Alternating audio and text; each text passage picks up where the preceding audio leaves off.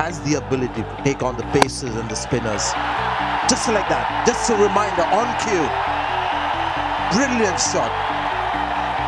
লড়াইও করতে পারল না বাংলাদেশ, ফাইনালে ভারত। দৈনিক সংবাদ দিগন্ত পত্রিকার সাথে যুক্ত আমি ফারজানা ইসলাম মধু। 169 রানের লক্ষ্য তাড়া করতে নেমে 41 রানে হেরে গেল বাংলাদেশ। টি-20তে এটাকে বড় হারই বলা যায়। শ্রীলঙ্কার বিপক্ষে সুপার 4-এ ঠিক এই রানই করেছিল ট্রাইগাটা, কিন্তু ভারতের বিপক্ষে লড়াইটা জমাতে পারল না জাকের আলীর নেতৃত্বাধীন দল। সাইফ হাসানের লড়াকু ইনিংসও ব্যর্থতার আড়াল ঢাকতে পারল না। তিনি 51 বলে 69 রান করলেও 3 বল বাকি থাকতেই গুটিয়ে যায় বাংলাদেশ ইনিংস। ফলে ভারত সহজ জয় পেয়ে ফাইনালের টিকিট নিশ্চিত করে। দ্বিতীয় ওভারে তানজিদ তামিম আউট হলেও ইমন আর সাইফের জুটিতে পাওয়ার প্লেতে 44 রান তোলে বাংলাদেশ, কিন্তু দ্রুত ইমন, হৃদয়, শামীম আর জাকের আলী আউট হয়ে দল পড়ে যায় বড় চাপে। ইমন করেন 19 বলে 21, হৃদয় 10 বলে মাত্র 7 আর শামীম খেলে 3 বলেই 0 রান। অন্য প্রান্তে সাইফ একের পর এক শট খেললেও সঙ্গী পাননি। জাকের রান আউট হওয়ার পর হাফ সেঞ্চুরি পূর্ণ করেন তিনি। শেষ দিকে রিশাদ আর তানজিম সাকিবকে ফেরান কুলদীপ যাদব। এরপর